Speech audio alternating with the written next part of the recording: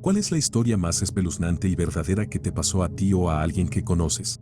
Cuando era niño, a finales de los 80 o principios de los 90, mis padres solían dejarnos en la organización cristiana de la ciudad para que nos cuidaran durante el día. No era un programa formal ni nada por el estilo, literalmente solo nos dejaban en el edificio para jugar al baloncesto y pasar el rato con los consejeros, aunque en realidad nadie estaba cuidándonos. Ese lugar era aburridísimo y un poco demasiado religioso para mi ateísmo, así que mi hermano y yo casi siempre nos íbamos apenas mi madre se marchaba, cruzábamos la calle y nos metíamos en la biblioteca. Siempre me ha encantado la historia, y cuando tenía 8 o 9 años, estaba muy interesado en leer libros sobre batallas de la Segunda Guerra Mundial, especialmente aviones y el teatro del Pacífico. Después de un mes frecuentando la biblioteca y leyendo sobre aviones, un hombre, probablemente de unos 30 años, se acercó a la misma sección y comenzó a hojear libros similares. Inicia una conversación diciendo que no entiende nada de los libros sobre aviones, justo los que yo estaba leyendo. Yo, siendo naturalmente hablador, comencé a explicarle sobre los aviones, cuáles eran mis favoritos y demás. Luego se fue. Al día siguiente, lo mismo, y al siguiente también. En una de esas ocasiones, me pidió ayuda. Según él, trabajaba para un estudio de cine, esto era en el sur de California, y estaban haciendo una película sobre la Segunda Guerra Mundial. Me dijo que necesitaba investigar sobre los aviones y barcos que participaron en la batalla de Midway y que me daría $10 si le ayudaba escribiendo un informe. Además, prometió llevarme al set de filmación de la película. Me dio los $10 y dijo que me vería al día siguiente. Estaba súper emocionado. Con el dinero en mano, me puse a investigar y escribí mi informe, todo sin decirle nada a mis padres, porque según él, se metería en problemas. Al día siguiente, mi hermano y yo llegamos a la biblioteca, yo con mi informe listo, pero el hombre nunca apareció. Al principio estaba triste, porque quería ir al set de la película, pero bueno, al menos tenía los $10. Años después, hablando con mi hermano sobre lo negligentes que habían sido nuestros padres al dejarnos deambular solos por el centro siendo tan pequeños, él me contó el resto de la historia, la parte que yo no conocía. Resulta que mientras yo leía libros de historia, mi hermano leía cómics y me vigilaba desde la sección superior. La biblioteca tenía un diseño tipo loft, así que podía verme desde arriba. Al principio no le dio importancia a que el hombre hablara conmigo, hasta que vio que me daba dinero y mencionaba que quería llevarme a algún lugar. En ese momento, mi hermano, que tenía 12 años, supo que algo andaba mal.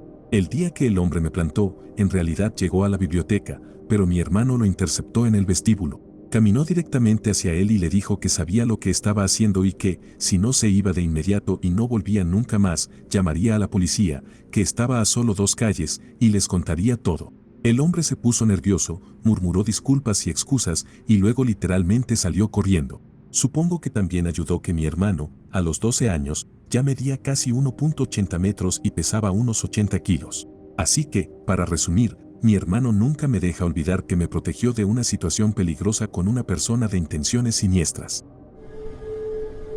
Esto le ocurrió a mi papá en los años 80. Trabajaba para los ferrocarriles de la India como oficial de inspección, encargado de asegurarse de que los gerentes de las estaciones cumplieran con sus deberes. Tenía la responsabilidad de revisar y firmar el registro de inspección en las estaciones de tren.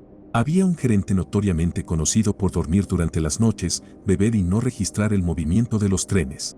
Tenía una red de informantes que lo alertaban cuando los inspectores venían en los trenes. Mi papá decidió atraparlo con las manos en la masa y decidió tomar la carretera en lugar de usar el tren. Para evitar la gran carretera que llevaba a la estación, a 10 kilómetros de la ciudad más cercana, tomó caminos secundarios y caminó los últimos kilómetros hasta la estación. Encontró al gerente borracho y dormido, firmó el registro reportándolo y emprendió el camino de regreso a las 3 de la mañana. Para entonces, mi papá y su asistente estaban cansados y la linterna se había quedado sin batería. Decidieron dormir en una plataforma elevada que encontraron en la oscuridad total, húmeda por el rocío de la madrugada. Se despertaron en un charco de líquido rojo junto a una cabra sacrificada y con sus ropas cubiertas de rojo. Habían dormido en una solitaria lápida donde unos locos habían sacrificado una cabra para apaciguar al muerto. Unos años después, mi papá estaba en Kerala viajando por trabajo durante 2 semanas. Los bungalows de los oficiales ferroviarios eran de la época británica, techos altos, rodeados de enormes árboles y muy tenebrosos por la noche. Mientras se hospedaba allí, todas las noches soñaba con una mujer flotando cerca del techo, sobre su cama. Esto sucedió durante una semana. Mi papá normalmente no se deja afectar por estas cosas, pero esto fue demasiada coincidencia. Le contó al guardia de seguridad sobre esto, y el guardia le dijo que la esposa de un oficial se había quitado la vida allí unos meses atrás. Mi papá es un hombre muy fuerte, tanto mental como físicamente, pero este siguiente incidente lo marcó profundamente. Esto sucedió hace 8 años. El hijo de la tía de mi papá y su esposa vivían en la misma localidad que nosotros. Se habían mudado hacía unos meses. Un día, la tía llamó y le pidió a mi papá que revisara a su nuera, ya que no respondía a sus llamadas. El hijo estaba fuera de la ciudad por negocios. Mi papá llegó a su casa y notó que las luces estaban apagadas incluso al anochecer y la puerta no estaba cerrada con llave. Empujó la puerta para abrirla. Su tía estaba en el teléfono, dándole direcciones dentro de la casa. Encendió las luces de una habitación tras otra y avanzó por un pasillo angosto hasta que llegó cerca de la puerta trasera. A su derecha estaba la cocina. Por el rabillo del ojo vio algo y encendió la luz de la cocina. La nuera estaba en el suelo de azulejos blancos, acostada en un charco de líquido rojo, con los brazos extendidos y la garganta abierta. No fue el mismo después de ese incidente. Lo veíamos despertarse en medio de la noche debido a las pesadillas. No soy ni la mitad de fuerte de corazón que mi papá. Creo que me habría muerto del susto si hubiera estado en su lugar. Esto ocurrió hace un par de años cuando estaba mochileando por Australia. Viajaba manejando una furgoneta, como hacen muchos mochileros allí, ya que ahorra mucho dinero en alojamiento. Normalmente dormía en áreas de descanso, gasolineras o donde pudiera aparcar. Una noche, había estado manejando durante varias horas y comencé a sentir sueño. Decidí entonces detenerme en la siguiente área de descanso, en medio de la nada. Aparcar en ese lugar durante el día podría haber sido una gran idea, pero de noche parecía sacado de una película de terror. No había otros autos aparcados allí, sé que debería haberme estacionado donde hubiera más gente, pero estaba realmente somnoliento y no había luces de ningún tipo. Apagué el motor y cerré las cortinas de la furgoneta. No mucho antes del amanecer, escuché un fuerte golpeteo en el costado de la furgoneta. Abraham, es la policía. Nada te despierta más rápido que eso. Mi corazón estaba acelerado. Apenas me estaba acostumbrando a la oleada de adrenalina en mi sistema cuando volvieron a golpear con fuerza, diciendo que eran la policía. Mi primer pensamiento fue que me había estacionado en un lugar prohibido, pero luego recordé que estaba en medio de la nada y que era un área de descanso. Antes de abrir, con mi mente diciéndome que esa situación era extrañísima, decidí ir lentamente a una de las ventanas y mirar por el hueco de una de las cortinas. Pude ver claramente la silueta de un hombre parado al lado de la furgoneta. Su auto no estaba muy lejos, pero no tenía luces encendidas ni luces de emergencia. Ese tipo definitivamente no era un policía. Reuniendo el poco valor que me quedaba, grité, aléjate de aquí. Tengo un arma y estoy llamando a la policía por radio. No tenía radio ni arma, pero eso pareció asustarlo. Lo vi regresar a su auto y, para añadir más escalofríos, alguien salió de los arbustos y también se subió al coche. Se fueron y, unos minutos después, encendí mi furgoneta y manejé en la dirección opuesta a la que ellos tomaron. Baste decir que nunca más dormí en un área de descanso que no tuviera al menos un par de autos más estacionados. No sé qué querían esas personas, pero con la historia de asesinos en serie de mochileros en Australia, estoy muy feliz de estar aquí para contarlo. Volvíamos a casa temprano por la tarde desde Palm Springs, en lo que sería un viaje de 2 horas. Esto ocurrió alrededor de las 14:30. Nos detuvimos a cargar gasolina en algún lugar entre Murrieta o Rainbow, California. Un chico de unos 17 a 19 años se acercó a mi amigo pidiendo un aventón, incluso dijo que pagaría. Yo estaba despertando de una siesta, así que para cuando estuve completamente despierto, mi amigo ya había aceptado llevar al chico. El momento en que este chico extraño se subió al auto, todo se volvió raro. Intentó vendernos drogas y marihuana. Miraba los audífonos Beats que llevaba mi amigo, intentando intercambiarlos por drogas. Yo estaba en silencio todo el tiempo, obviamente asustado. El chico se dio cuenta y me preguntó con un tono serio, ¿por qué estás actuando raro? Mi amigo trató de distraerlo mucho mientras yo escaneaba la carretera buscando una posible forma de escapar. Cada vez que le preguntábamos al chico dónde debía bajarse, ya que originalmente habíamos acordado dejarlo unas calles más adelante, su tono cambiaba y decía, sigan manejando, y luego volvía a su modo normal. Finalmente, le señalé a mi amigo que saliera en una salida concurrida donde había un restaurante. Al menos habría testigos. Mentimos diciendo que haríamos una parada en la tienda, porque el chico notó que salimos de la carretera. Una vez estacionados, le dijimos con calma que debía bajarse. Nos tomó un rato convencerlo, y estaba claro que no le agradaba. Yo estaba aterrorizado. Después de que salimos y volvimos a la autopista, fue cuando me derrumbé y le pregunté a mi amigo por qué había hecho algo tan imprudente, siendo él la persona más paranoica que conozco. Mi amigo me dijo que entró en pánico, se sintió acorralado, y pensó que el chico extraño iba a pasar a mi lado del auto, así que decidió seguirle el juego. Le señalé que el chico fácilmente podría habernos llevado a algún lugar donde nos asaltaran o incluso robado el auto. Tuvimos mucha suerte. Espero que el chico solo estuviera drogado o loco y no fuera un criminal. Esta fue una dura lección para mi amigo sobre los peligros de recoger autoestopistas en la carretera. Esta es una experiencia bastante aterradora que vivió mi tía. Cuando era niña, se hospedó con mis abuelos en el motel Howard Johnson en Clark, Nueva Jersey. Estaban en su habitación del hotel cuando empezaron a escuchar gritos provenientes del piso de arriba. 2 hombres habían irrumpido en la habitación de una pareja, los asaltaron y los robaron. Ella dijo que todo esto duró bastante tiempo. Ellos permanecieron en su habitación con la puerta cerrada con llave. Uno de los ladrones luego disparó fatalmente a un oficial de policía. Más tarde, mi tía vio líquido rojo en el capó de un coche. Recuerdo que me dijo que los ladrones saltaron de un balcón, huyeron a pie y, de hecho, lograron escapar. Me contó esta historia hace unos años y la investigué recientemente. El nombre del oficial era William J. Watterson y tenía 24 años. Una experiencia bastante triste y aterradora. Esto ocurrió hace 2 años, cuando estaba estudiando en el extranjero en los Países Bajos. Vivía con otros 5 compañeros de piso en una casa grande, típica holandesa. Una noche de noviembre, acababa de regresar de la ciudad después de pasar por unos bares celebrando el 21 cumpleaños de un amigo. Tuve que cortar la fiesta porque tenía clases temprano al día siguiente. Aún así, estaba completamente borracho y tropecé hasta mi habitación alrededor de la 1 de la madrugada. Recuerdo haberme quitado la ropa de un tirón y tirarme a la cama, rezando para que la resaca fuera soportable al día siguiente. Ahora, mencionaré el diseño de mi habitación para dar contexto, ya que es importante para la historia. Mi habitación estaba en la planta baja, directamente frente a la calle, con una gran ventana de vidrio que no se abre, pero que tiene un pequeño pestillo de madera en la parte superior que sí se abre. Mi cama era una litera situada en una esquina de la habitación, al lado del pestillo, donde quedarían mis pies al acostarme. Yo dormía en la litera superior, directamente frente al pestillo que se abre. Siempre dormía con la ventana abierta, sin importar el frío. Sí, soy de esos, así que siempre dejaba el pestillo abierto. Como no se abría mucho y estaba bastante alto, nunca lo vi como una amenaza. Básicamente, me desmayé. No sé cuánto tiempo llevaba durmiendo cuando escuché un golpeteo en mi ventana, la parte inferior. Me moví, medio dormido y demasiado borracho para reaccionar bien. Tal vez estaba imaginando cosas. Pero entonces lo escuché de nuevo, un golpeteo metálico contra la ventana, como si alguien estuviera tocándola con una llave o algo parecido.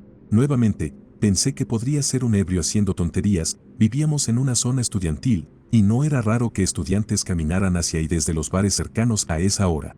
Pero lo extraño fue que no escuché a nadie más afuera, ni risas, ni pasos, nada. Parecía que esta persona estaba sola. Golpe, golpe, golpe otra vez, y esta vez más fuerte y más frenético. No puedo enfatizar lo cansado y ebrio que estaba como para tomarlo en serio. Me cubrí con las mantas, esperando que se fuera, pero aún medio dormido y preguntándome qué diablos quería. Sentí alivio al recordar que mi compañero de piso me había dicho que esperaba a un amigo esa noche. Ese compañero vivía en la habitación al lado de la mía, así que asumí que su amigo estaba tocando mi ventana por error. Pensé que pronto se daría cuenta y lo llamaría para que lo dejara entrar. Esta vez golpes de nuevo pero insistentes. Ya había tenido suficiente. Con la cabeza dándome vueltas, grité tan fuerte como pude: «Estás tocando en la ventana equivocada, imbécil», o algo por el estilo. Los golpes se detuvieron de inmediato. Suspiré aliviado, hundí la cabeza en la almohada y entonces lo vi por el rabillo del ojo. Una mano estaba entrando por el pestillo abierto, corriendo suavemente las cortinas, permitiendo que una silueta alta y oscura cubriera mi habitación. Un hombre oscuro estaba ahora empujando su cabeza y brazos a través de la ventana, intentando abrir más el pestillo para meter el resto de su cuerpo. El pestillo no se abría lo suficiente, así que solo podía meter los brazos y la cabeza hasta el cuello. Estaba en estado de shock. Estar borracho y medio dormido no ayudó. Después de fallar en su intento de abrir más el pestillo, el hombre me miró directamente a los ojos y dijo con una voz seca y áspera: «Déjame entrar». Me quedé allí paralizado, mi mente acelerada pensando qué hacer. Mi teléfono estaba en el bolsillo de mis vaqueros, en el suelo. También tenía un pequeño cuchillo en el cajón, también en el suelo. Esto significaba que tenía que bajar de la litera. Podía saltar en mi estado borracho, arriesgándome a torcerme algo, o pasar directamente por su alcance para bajar por la escalera.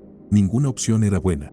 Entonces, el hombre dijo otra vez, más fuerte: «Déjame entrar, maldita sea». No podía distinguir bien cómo era por la oscuridad, pero recuerdo una barba espesa, piel oscura y unos ojos desorbitados y locos. Claramente estaba bajo el efecto de algo. Entonces hice lo único que se me ocurrió, fingí estar dormido. Era oscuro y pude entrecerrar los ojos para observarlo. El hombre dejó de gritar y me miró fijamente, como esperando que parpadeara o algo. Temblaba bajo las mantas, conteniendo la respiración. Pasaron lo que parecieron minutos hasta que finalmente se rindió y bajó de la ventana.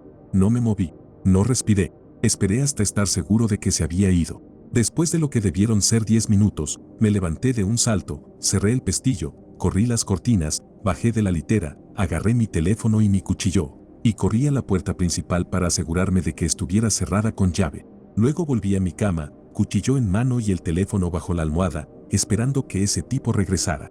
No dormí el resto de la noche, esperando que intentara entrar de nuevo o incluso rompiera la ventana. Por suerte, nunca volvió. A la mañana siguiente, me levanté para ir a clase y vi al compañero que esperaba al amigo esa noche, también despierto. Pensando que el tipo era su amigo, le pregunté qué demonios había estado haciendo. Me miró confundido y me dijo que su amigo había cancelado más temprano porque estaba ocupado o algo así.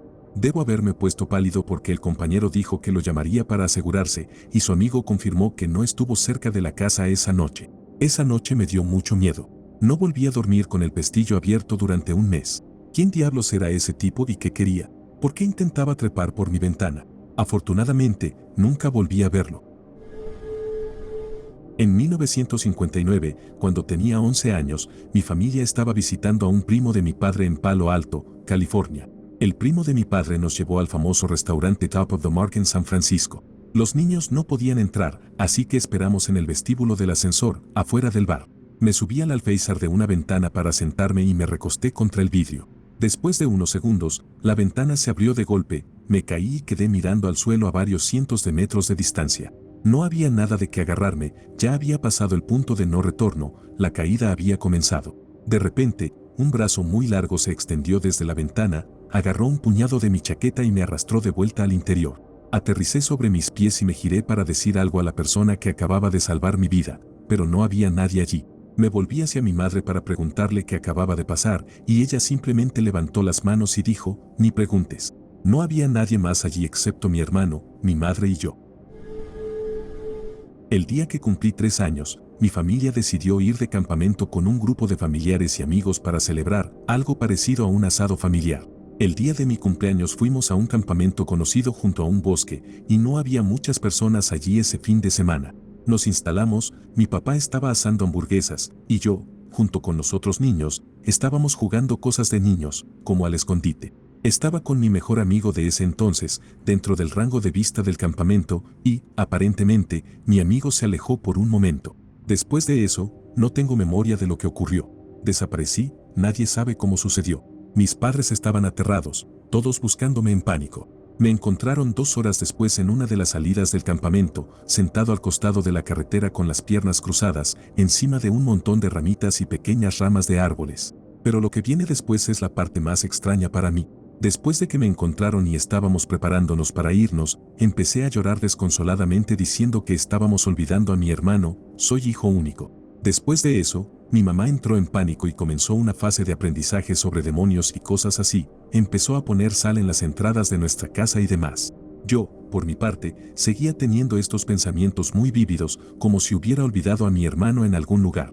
Después de cumplir 6 años, esa idea del hermano comenzó a desvanecerse, pero hasta que cumplí 14, seguía teniendo estos pensamientos vívidos de que había olvidado algo muy importante. Ahora tengo 18 años y no he vuelto a tener esos pensamientos. Eran tan vívidos que no sé cómo explicarlo.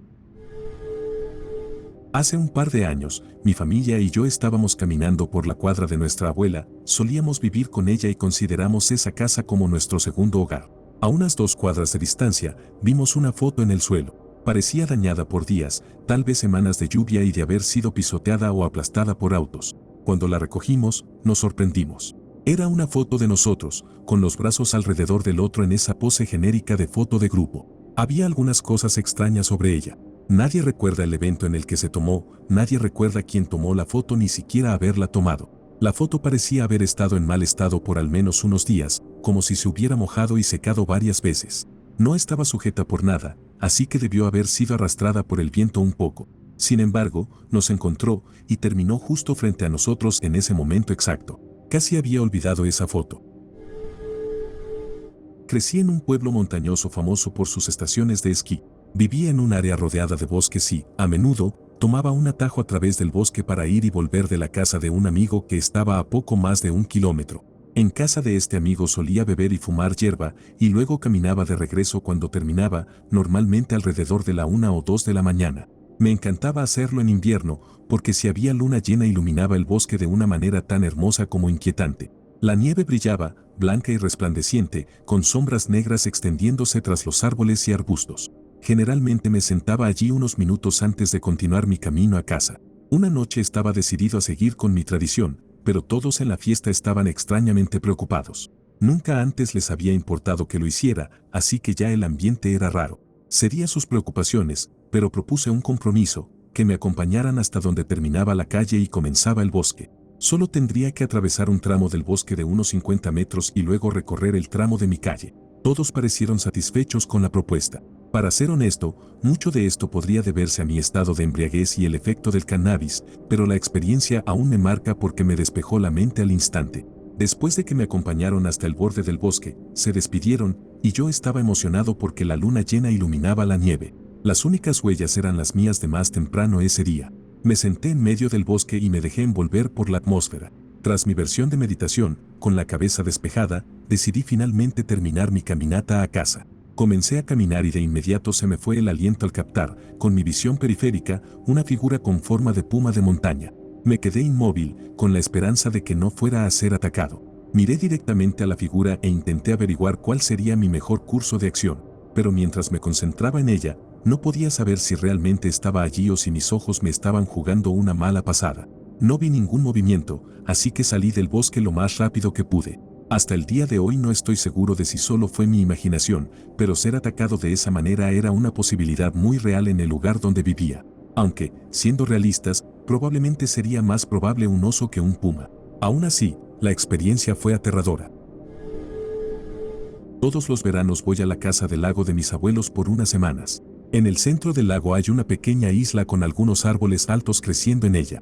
Un día, cuando era adolescente, remé hasta la isla con un libro. Subí a uno de los árboles y encontré un pequeño rincón perfecto entre sus ramas donde podía recostarme y leer, con una gran vista de toda la isla. Planeaba pasar el día entero allí. Después de unas horas, un bote a motor llegó a la isla y una familia de 4 personas bajó, un hombre, una mujer, una hija y un niño muy pequeño. Estaban en el lado opuesto de la isla de donde había dejado mi canoa, así que no sabían que había alguien más ahí. Descargaron sillas de playa y una canasta de picnic y almorzaron juntos. Después del almuerzo, los niños se dispersaron para jugar en la isla, corriendo entre los arbustos y cavando en la arena. Finalmente, sus padres los llamaron para que volvieran al bote y pudieran irse a casa. El niño pequeño estaba corriendo de regreso hacia su familia cuando algo lo hizo girar y mirar hacia el árbol en el que yo estaba. Tal vez fue la brisa, o tal vez me moví, no estoy seguro. Pero entrecerró los ojos, luego hizo contacto visual conmigo. Sus ojos se abrieron de par en par y gritó: «Hay un hombre en ese árbol. Hay un hombre en ese árbol». Me congelé. Hasta ese momento no me estaba escondiendo a propósito, pero ahora tenía miedo de meterme en problemas si alguien más me veía. Corrió hacia sus padres gritando y repitiendo que había alguien en el árbol observándolos. Señaló hacia mí, pero por alguna razón el resto de su familia no pudo verme, tal vez por el ángulo y porque estaba completamente inmóvil. Lo regañaron por inventar cosas, lo arrastraron al bote y se alejaron hacia su cabaña. Él continuó gritando y señalando hacia mí todo el tiempo. Me gusta pensar que ese niño está ahora en algún foro, escribiendo una historia sobre la vez que su familia fue acechada por un hombre extraño en un árbol en una isla desierta que nadie más podía ver. En la universidad, un amigo mío me invitó a pasar una noche de cervezas y videojuegos. Después de unas 4 horas de juegos, nos dio hambre, habíamos tomado muy poca cerveza hasta ese punto, la estábamos reservando para la comida. Había un Wendy cerca, en un centro comercial, y decidimos caminar hasta allí para aprovechar y ponernos al día. Hacía tiempo que no nos veíamos por la escuela o el trabajo. Estábamos cruzando el gran estacionamiento vacío de un Costco, cerca de la medianoche, cuando un auto negro acelera a través del estacionamiento, gira bruscamente y se desliza lentamente junto a nosotros. Convencidos de que nos iban a disparar, empezamos a caminar más rápido. En ese momento, el auto acelera el motor en nuestra dirección y salimos corriendo cuando se curva hacia nosotros. No había absolutamente nadie más en el centro comercial, todo estaba cerrado, y no había nada en nuestra dirección que valiera la pena ir, solo un punto de entrega de carritos de compras y un montón de espacios vacíos. Miramos por encima del hombro y vemos que este auto negro, completamente nuevo, tiene a 4 ancianos adentro, nadie más, con todas las ventanas abiertas. Una anciana nos miraba fijamente sin decir nada desde el asiento trasero, y otra hacía un sonido extraño desde la ventana del pasajero, algo parecido a un graznido de cuervo. Estoy seguro de que el conductor nunca nos vio, salió del estacionamiento pasando por encima de un bordillo. No tengo idea de qué estaba pasando, pero nos asustó muchísimo a los dos. Naturalmente, igual fuimos a Wendy's. Esto lo contó un amigo de mi hermano. Mi hermano vive en Israel. Tiene un amigo que ha vivido allí desde los años 70 y recuerda una época caótica y loca. Este amigo estaba haciendo autostop, lo cual era bastante común en ese entonces, y fue recogido por un coche con 3 rabinos, 2 en los asientos delanteros y 1 en el trasero. Es importante mencionar que este hombre había recibido entrenamiento militar en algún momento de su vida, lo que lo hacía más alerta que el promedio. Mientras iban conduciendo, este amigo intentó entablar una conversación con los rabinos, pero apenas respondían. Durante lo que pareció una hora, trató de hablarles, pero solo obtenía respuestas como sí o no. Hablaba en hebreo, y cualquier rabino debería entender hebreo, pero la forma en que no respondían parecía más por falta de comprensión que por falta de ganas de hablar. Asentían incómodos mientras él hablaba, con expresiones vacías. De vez en cuando, uno de los del asiento delantero decía, «Está bien», como si eso fuera lo único que él podría estar pensando. Algo estaba mal con esos rabinos. El amigo de mi hermano lo sabía, y no iba a quedarse para averiguar qué tenían planeado. Las puertas estaban bloqueadas, así que decidió romper la ventana para escapar. Usando su entrenamiento militar, rompió la ventana con el codo y rodó hacia una zanja, escapando con solo algunos raspones, moretones y un tobillo torcido. Miró hacia atrás para ver si el coche seguía su camino, pero, para su horror, el auto frenó bruscamente. Entonces notó otro coche que venía detrás, deteniéndose a unos pocos cientos de metros de donde estaba, en el lado opuesto del coche del que acababa de escapar. «Maldita sea, tienen un coche de seguimiento para asegurarse de que no escape», pensó, desesperado por idear cómo evitar su destino inminente. De repente, 4 hombres salieron del coche de seguimiento. Cada uno sacó una Uzi de su abrigo. «Esto es todo», pensó. Pero, para su sorpresa, los hombres apuntaron sus Uzis al coche principal y abrieron fuego.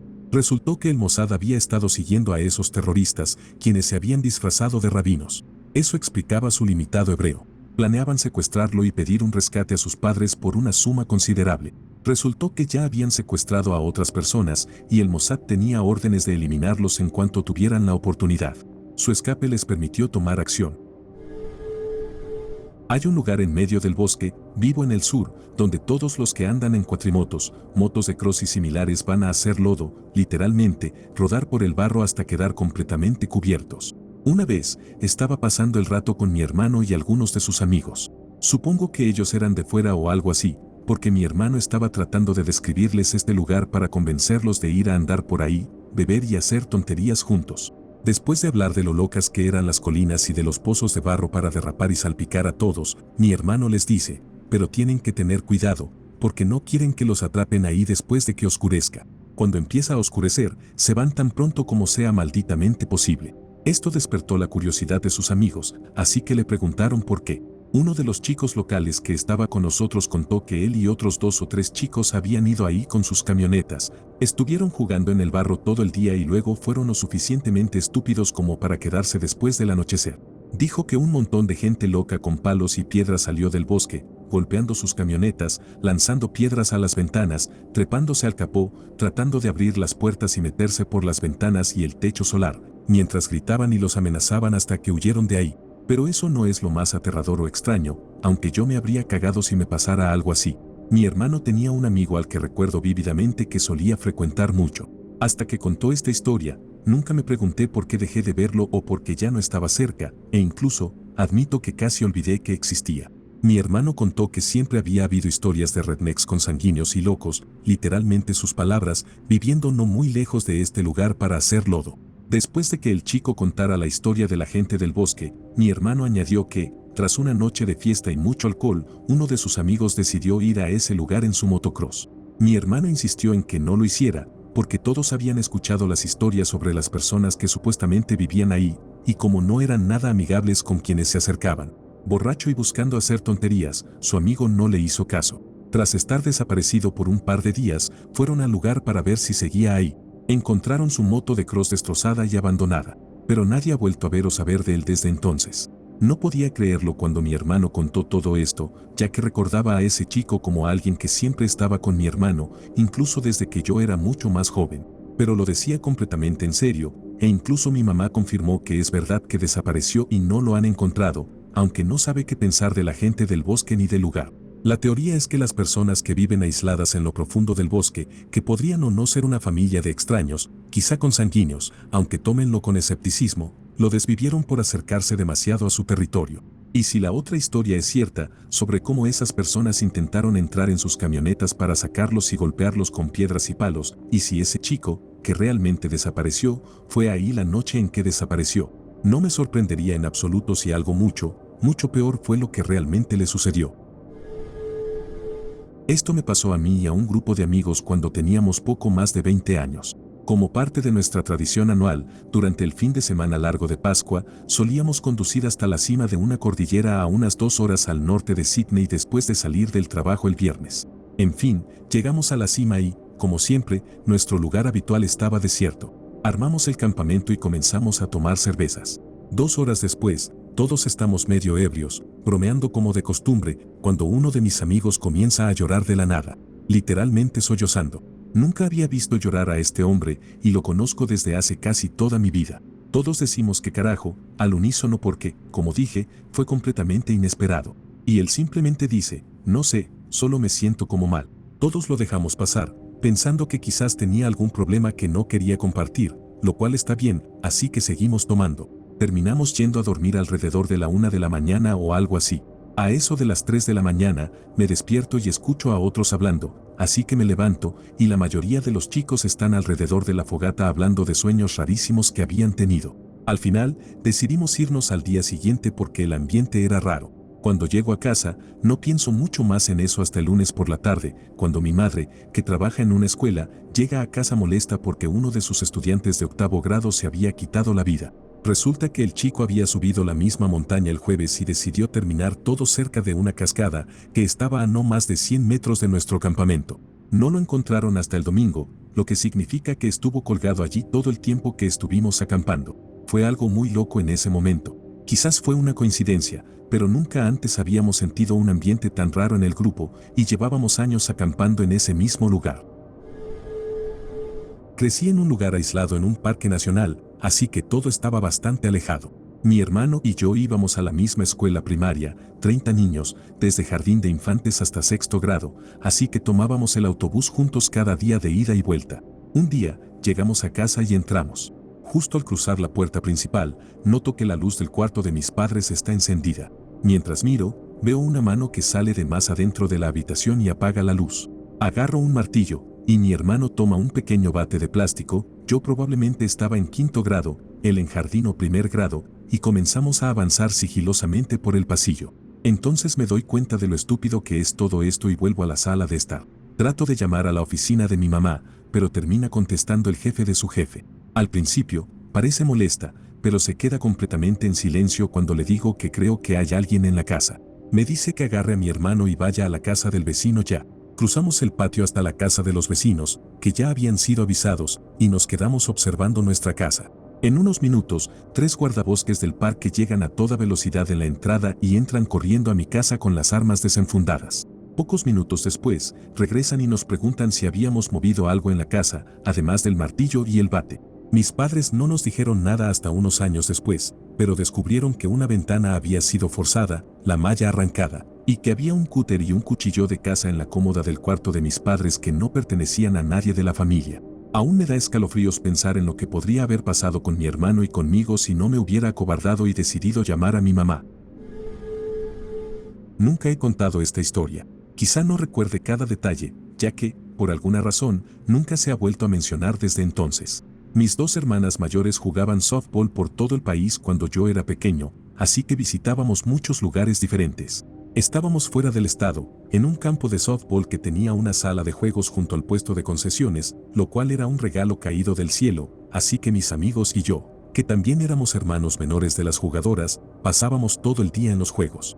Mis amigos estaban jugando un simulador de manejo cuando un hombre mayor, de unos 30 y tantos años, se sentó en una de las sillas para jugar con ellos. Le dije a mi amigo más cercano, que estaba sentado junto a este tipo, que me iría un momento a buscar algo de beber. Pasaron unos minutos mientras esperaba en la fila y entonces mi amigo vino corriendo, me agarró del brazo y me dijo, regresamos con nuestros padres. Resulta que el tipo estaba agarrando la pierna de mi amigo, diciéndole cosas para intentar llevarlo a su auto en el estacionamiento. Nuestros padres llamaron inmediatamente al 911 y el hombre fue arrestado en el estacionamiento. La parte más aterradora es que ya había secuestrado a un niño menos de una hora antes en esos mismos campos de softball y lo tenía en su auto mientras intentaba atraer a mi amigo. La única razón por la que no logró escapar fue porque uno de los padres de nuestro equipo, que también era un policía fuera de servicio, lo persiguió hasta el estacionamiento y le dio una lección antes de que llegara la policía local. El pervertido fue arrestado en el acto y la policía simplemente ignoró el daño físico que le dio el papá policía. Cuando era más joven, usaba aplicaciones de citas para intentar encontrar a alguien especial. Una vez conocí a un chico que parecía increíble. Fuimos a comer tacos en nuestra primera cita, veíamos juntos American Horror Story, Freakzombie y jugábamos videojuegos. Realmente parecía un buen tipo. Una noche, mientras veíamos un episodio de AHS, comentó que sentía lástima por el asesino porque nadie entendía por qué hacía lo que hacía y que su madre debería haberlo apoyado incluso después de enterarse de sus crímenes. Me pareció extraño, pero no le di demasiada importancia en ese momento.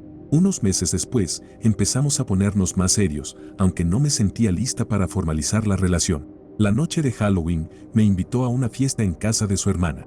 Todo iba bien al principio, pero luego me pidió salir afuera. Fue allí donde me pidió que fuera su novia. Le dije que aún no estaba lista y que quería conocerlo mejor antes de dar ese paso. Su expresión cambió por un segundo, como si algo oscuro asomara en su rostro, y luego empezó a hablar de forma extraña, con una voz infantil, eso no está bien. Hubiera sido mi favorita. Estaba incómoda, pero traté de mantener la calma. Me llevó al garaje, donde tenía un viejo sofá destartalado y un televisor lleno de estática. Dijo que podíamos relajarnos y beber algo, y se ofreció a prepararme un cóctel. Cuando me dio el vaso, el olor era insoportable, como una mezcla de refresco y alcohol para frotar. Fingí beberlo y lo dejé a un lado. Después de un rato, me estaba quedando dormida de aburrimiento cuando de repente lo vi inclinarse hacia mí, a pocos centímetros de mi rostro. Traté de alejarme, pero me obligó a besarlo. Empezó a hablarme con esa voz infantil otra vez, diciéndome cosas extrañas sobre cuánto me amaba y lo bien que me iba a hacer sentir. Comenzó a desvestirse, y en ese momento me levanté y le dije que parara. Traté de irme, pero él seguía insistiendo. Dijo que yo no podía conducir porque estaba borracha por el cóctel que me había dado, pero cuando le mostré que el vaso seguía lleno, su rostro se transformó. Unas venas en su frente se marcaron y empezó a hablar de forma entrecortada, casi siseando, insistiendo en que bebiera y me quedara. Salí corriendo hacia mi coche, pero cuando fui al maletero a buscar mi abrigo, lo vi tirado en el suelo, sin camisa ni zapatos, con la cabeza debajo de la llanta trasera de mi coche. Estaba llorando y diciendo cosas incoherentes. Lo aparté del suelo mientras le gritaba que se fuera adentro. Estaba tan perturbada que no podía creer lo que acababa de pasar. Bloqueé su número y sus redes sociales después de esa noche. Hasta el día de hoy, esa fue la experiencia más aterradora y extraña que he tenido con alguien. Tuve un excompañero de trabajo que desvivió al perro de mi vecina. Era un tipo alto, extremadamente delgado, parecía que su cabeza pesaba más que su cuerpo entero. Tenía una complexión que recordaba a un T-Rex. Cuando empezó a trabajar en mi unidad, aunque era raro, yo estaba dispuesta a darle una oportunidad. Todos somos un poco raros, ¿no? Pero luego comenzó a llamarme su novia, y eso no me gustó para nada. He estado con el mismo hombre toda mi vida y no tolero que otros hombres desprecien eso. Así que empecé a mantener distancia. Después, comenzó a decirme lo bonita que era y mi sentido de alerta se disparó. Intenté alejarme más. Un día, me puso un brazo sobre el hombro y le grité que no me tocara. En retrospectiva, quizá reaccioné de forma exagerada, pero por mi historia personal, no me gusta que la gente me toque, y ya se lo había dejado claro. Nunca había visto a alguien ponerse tan furioso. Me amenazó con darme una bofetada y dijo que no le importaría perder su trabajo por hacerlo. Entonces, presenté una denuncia de acoso en el trabajo y lo trasladaron a otra unidad. A pesar de eso, seguía escuchando comentarios de otros compañeros sobre cuánto me odiaba y lo que decía de mí. Yo tengo 2 perros, de raza Shih Tzus, mis adorados pequeños. Los amo y hablo de ellos todo el tiempo. Mi vecina tenía 2 perros salchichas. Un día, uno de ellos desapareció. Mi vecina tocó mi puerta preguntándome si su perro, Ruby, podría haber entrado a mi jardín a través de la cerca. Le dije que no lo había visto, pero que estaría atenta. Yo trabajaba de 4 de la tarde a 12 de la noche y él trabajaba de 1 de la tarde a 9 de la noche. Esa noche, cuando salí de trabajar, vi algo colgando del retrovisor de mi auto. Era un collar y la etiqueta decía Ruby. Por un momento, no entendí qué significaba. Luego, todo encajó. No sé cómo descubrió en qué calle vivía, supongo que me siguió a casa. Mi auto siempre está estacionado en la calle, entre mi casa y la de mi vecina. Creo que asumió que la casa de mi vecina era la mía. Ellos dejaban a sus perros fuera todo el día, mientras que yo siempre meto a los míos. Supongo que pensó que los perros de mi vecina eran míos y se llevó a Ruby. No sé por qué solo se llevó uno, quizá no pudo con el otro. Inmediatamente fui a casa, le conté a mi novio y luego fuimos a la casa de mi vecina, aunque ya era más de la 1 de la mañana. Llamamos a la policía y presentamos cargos, pero no había forma de probar que le hizo daño al perro. Él dijo que simplemente lo había dejado libre, pero sé que lo lastimó. No lo despidieron, pero yo encontré otro trabajo. Meses después, descubrí que me había enviado mensajes en Facebook que estaban archivados. El tipo simplemente no entendía cómo funciona el mundo de los adultos. Me enteré de que tuvieron que moverlo a otra unidad por acosar a otra chica. Eventualmente, lo despidieron, pero fue por fallar un examen de drogas. Al parecer, molestar a una mujer no es suficiente para que te despidan, pero que te pillen con drogas sí lo es.